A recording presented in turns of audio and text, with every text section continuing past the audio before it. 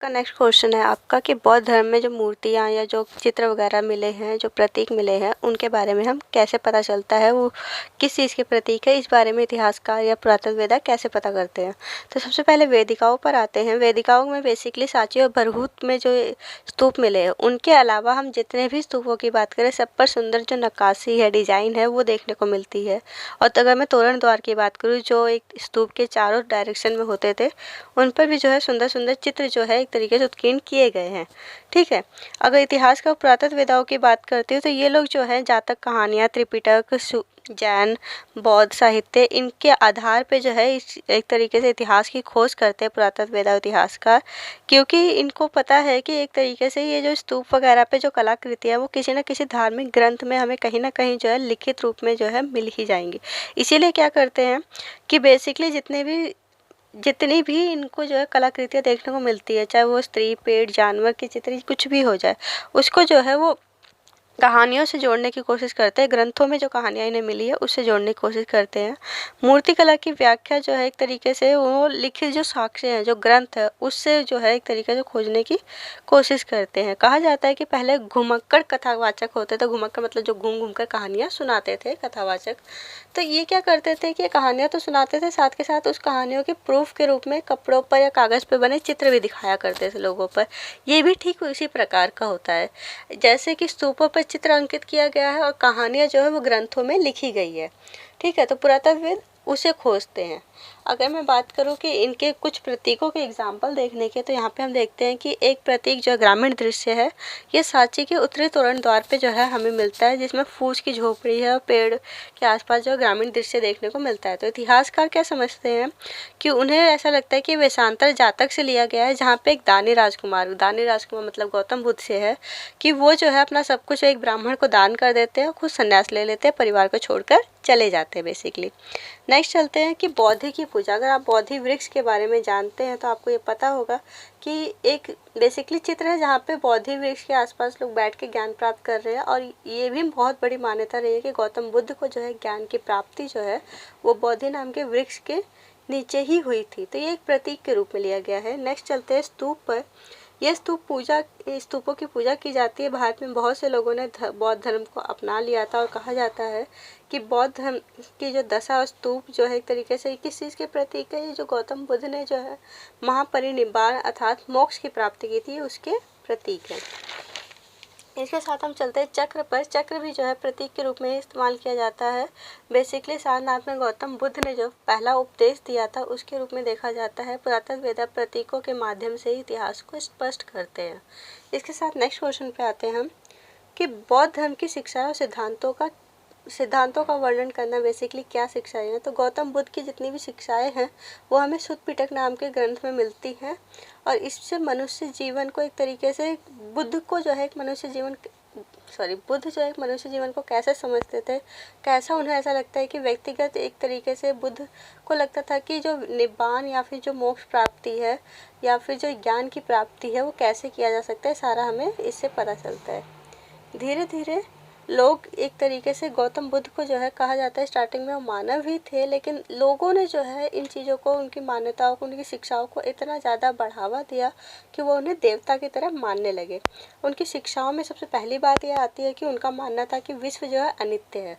अनित्य का मतलब है एक तरीके से वो स्थायी नहीं है, वो कंटिन्यू एक तरीके से कभी समाप्त तो नहीं होगा, लेकिन निरंतर बदलता रहेगा। चेंजेस जो है इसका एक तरीके से लॉ है कि ये जो है जन्म मृत्यु का जो चक्र है जो कंटिन्यू घूमता रहेगा। और इसी का प्रतीक पीछे लास्ट क्वेश्चन में जो चक्र था वो है कि जो विश्व है वो कंटिन्यू जो है चेंज होता ही रहेगा। एक चक्र है समय का जो चलता रहेगा और उसके अकॉर्डिंग विश्व बदलता रहेगा।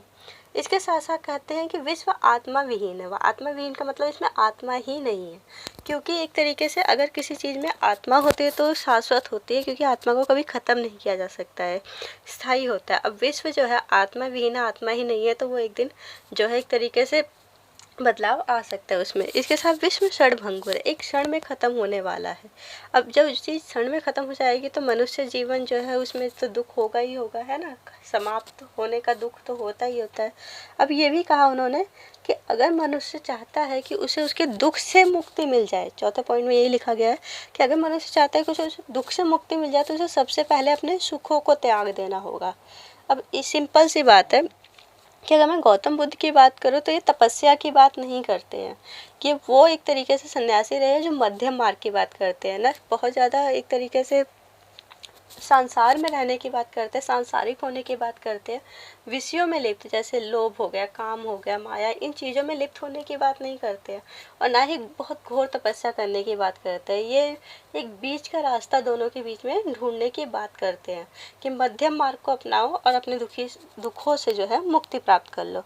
अब 5th पॉइंट में आते हैं कि मनुष्य ने जो है संसार को बनाया और उसे अपने समान किसी अन्य मनुष्य को दुख पहुंचाने का कोई अधिकार नहीं है। ये गौतम बुद्ध की विचारधारा है, इसीलिए वो अहिंसा पे सबसे ज़्यादा बल देते हैं कि मनुष्य को कोई अधिकार नहीं है कि वो किसी दूसरे मनुष्य को चोट पहुंचाए, उसे दुख दे। अब गौतम बुद्ध ने क्या किया, अष्टांगिक मार्ग, अष्टांगिक मतलब 8 जो है एक तरीके से मार्ग बताए हैं जिसके जरिए हम मोक्ष प्राप्त कर सकते हैं। अब सम्यक, इसमें एक वर्ड बार बार आएगा, इसका मीनिंग एक होता है समान रूप से, न बहुत अधिक न बहुत कम, एक तरीके से बैलेंस। जैसे मैंने अभी बोला ना मध्यम मार्ग को वो बहुत ज़्यादा फेवर करते हैं, उसी तरीके से सम्यक कर्म करना, अच्छे कर्म करना, एक तरीके से सम्यक ध्यान, भगवान का ध्यान लगाना बिल्कुल निस्वार्थ होकर, सम्यक वाक, अपने शब्दों पे जो है एक तरीके से नियंत्रण रखना, सम्यक आचरण, अपने आचरण को, अपने नेचर को जो है अच्छा रखना, सम्यक विचार अर्थात अपने दिमाग में भी कोई गलत विचार, गलत थॉट ना आने देना, अपने सम्यक सोच, अपनी सोच अच्छी रखना, सम्यक प्रेम, सम्मान, ये सारे जो है इन 8 रास्तों को अपना के जो है आप मोक्ष की प्राप्ति कर सकते हो, ऐसा गौतम बुद्ध का मानना था। इसके साथ अगर मैं बात करूँ, बुद्ध ने कई बातें बताई है, जन्म मृत्यु का चक्र बताया है, उससे मुक्ति का रास्ता बताया, आत्मज्ञान जो है वो बताया है, निर्वाण की शक्ति बताई है, सम्यक कर्म की जो है एक तरीके से शक्ति बताई है, और इसके साथ साथ निर्वाण का मतलब उन्होंने ये समझाया कि निर्वाण का मतलब ये नहीं है कि आप जो है परमात्मा को प्राप्त कर लोगे, बल्कि उसका मतलब ये है कि जो आपका अहम है और जो आपकी इच्छाएं हैं वो ख़त्म हो जाएंगी। बेसिकली एक सिंपल से अगर मैं वर्ड में बोलूँ तो ना स्वर्ग की लालसा होगी ना नर्क का भय होगा, आप दोनों से ही ख़त्म हो जाओगे, दोनों में ही आपकी दिलचस्पी ख़त्म हो जाएगी, तो आप न्यूट्रल हो जाओगे, और वही इनका मतलब निर्वाण से है। ग्रह त्याग करने वालों को दुख के चक्र का अंत हो जाएगा, ऐसा वो सोचते हैं। ठीक है, इसके साथ वो ये कहते हैं कि बेसिकली उस समय दास और मालिक होते थे या नौकर होते थे, ये देख लो। तो उन्होंने क्या कहा है कि मालिक को अपने नौकरों से जो है कैसे व्यवहार करना चाहिए ये भी बताया। सबसे पहले ये कहा कि जो नौकर है उसको ऐसा ही काम देना चाहिए जो उसकी क्षमता, उसकी कैपेबिलिटी के अनुसार हो। इसके साथ उसको जो है भोजन देना चाहिए, उसे मजदूरी देनी चाहिए, और अगर वो नौकर बीमार पड़ जाए तो उसकी सेवा भी करनी चाहिए अर्थात परिचर्या करनी चाहिए, और उसको भोजन देना चाहिए, उसको समय समय पे छुट्टी भी देनी चाहिए। ये मालिक और नौकर का एक तरीके से रिश्ता है।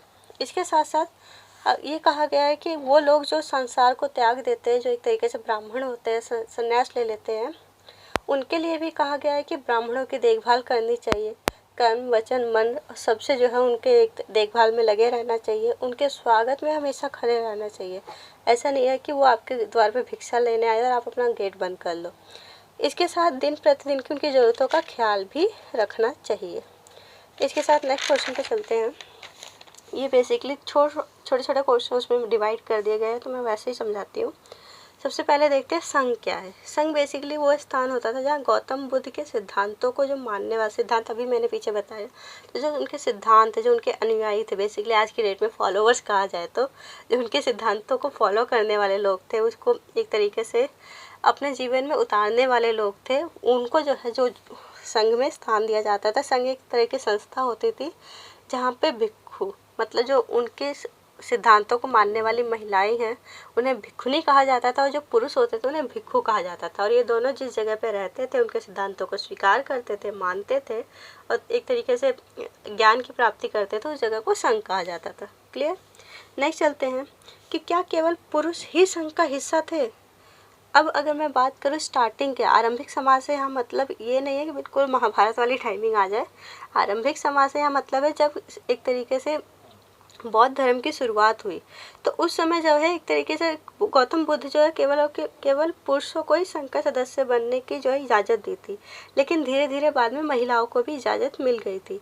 एक बहुत प्रचलित जो है लोक कथा है कि कहा जाता है कि गौतम बुद्ध के जो सबसे प्रिय शिष्य थे आनंद, उन्होंने जो है गौतम बुद्ध को इस बात के लिए मनाया कि वो महिलाओं को भी संघ में आने की अनुमति दे। और कहा जाता है कि गौतम बुद्ध की जो उपमाता थी, अगर आज की डेट में आज की लैंग्वेज की बात करूँ तो जो सौतेली माँ जिसे कहा जाता है, जो उनकी उपमाता थी महा प्रजापति, बेसिकली उन्हें वो जो है जो एक महाप्रजापति गौतमी वो संघ में आने वाली सबसे पहली महिला भिक्षुनी बनी थी। और वहाँ पे आने वाली जो स्त्रियाँ थी वो ज़्यादातर बेसिकली धम अगर मैं बात करूँ तो अशोक ने जो है एक नया अलग अलग धर्मों से अच्छी बातें लेकर एक नया धर्म जो है स्टार्ट किया था, उसे धम नाम दिया था उसने। तो जो महिलाएं थी वो धम की उपदेशिका मतलब उपदेश देने वाली बन गई थी। इन्हें ज़्यादातर थेरी कहा जाता था। थेरी का क्या मतलब होता था, ऐसी महिलाएं जिन्होंने मोक्ष निर्वाण ऑलरेडी प्राप्त कर लिया है उन्हें थेरी कहा जाता था। क्लियर। अब नेक्स्ट चीज़ पे चलते हैं कि क्या अनुयायी निश्चित समुदाय के होते थे। अब ऐसा भी नहीं है, संघ में कभी भी ऐसा नहीं हुआ कि एक ही समुदाय के लोग जो है वो उसका हिस्सा बनने के लिए आए हों। वो अलग अलग धर्म के हो सकते थे, अलग अलग जाति के हो सकते थे, वर्ण के हो सकते थे, चाहे वो राजा हो जाए, धनवान हो जाए, गृहपति हो जाए, दास, शिल्पी, कोई भी आ जाए, वो जो है संघ का सदस्य बन जाता था, भिक्षु या भिक्षुनी बन जाता था। लेकिन उस संघ में आने के बाद उन्होंने अपनी पहली की जो पहचान है, जो राजा या धनवान की पहचान है, उसको छोड़ देते थे। तो बेसिकली भिक्षु और भिक्षुनी बनने के बाद वो इक्वल हो जाते थे। क्लियर। कोई भी किसी से बड़ा नहीं, कोई किसी से छोटा नहीं। अब चलते हैं कि अब इतने सारे अनुयायी हैं तो उनके लिए भी तो कुछ ना कुछ नियम बनाए ही गए होंगे। तो सबसे पहले आते हैं कि गौतम बुद्ध ने अपने अनुयायियों को जो नियम के लिए जो नियम बनाए थे वो विनय पिटक नाम के ग्रंथ में हमें मिलते हैं। सबसे पहला जो नियम था वो ये था कि उन्हें भिक्षु और भिक्षुनियों को केवल एक ही कटोरा रखने की, एक तरीके से एक कटोरा भोजन करने की इजाज़त थी, उससे ज़्यादा वो नहीं खा सकते। पीछे बोला था मध्यम मार्ग, मतलब कुछ ना अधिक ना कम। एक कटोरा खाना है जितना उनके शरीर को या जीवित रहने के लिए आवश्यकता है, उससे ज़्यादा नहीं। और वो कटोरा उन्हें खुद बनाना होता था। आगे पढ़ते हैं हम कि दान, ये ज़्यादातर एक तरीके से दान पे निर्भर होते थे। दान मांगने के लिए एक ही कटोरा अपने पास रखते थे, उससे ज़्यादा नहीं रखते थे। इसके साथ साथ अपने ज़रूरत की प्रत्येक वस्तु वो खुद ही बनाएंगे, बाहर से नहीं ले सकते। और जब भिक्षु और भिक्षुनियों के पास बेसिकली एक ही कंबल या जिसे गलीचा कहा जाता है वो होगा, और उसको भी वो अगर बना लेगा एक बार तो उसे 6 वर्षों तक कम से कम चलाना ही चलाना। अगर 6 वर्ष से पहले उसने दूसरा कंबल बना लिया तो उससे वो कंबल छीन लिया जाएगा, ले लिया जाएगा, और उसे जो है अपना अपराध स्वीकार करना पड़ेगा। भले उसका पुराना कंबल उसने छोड़ दिया हो, वो 2 कंबल भी नहीं रख सकता था। और एक टाइम पे जो कंबल उसने बनाया है वो 6 वर्ष तक चलना चाहिए। अगर 6 वर्ष से कम पर भी वो छोड़ता है तो उसका अपराध होगा वो। ठीक है।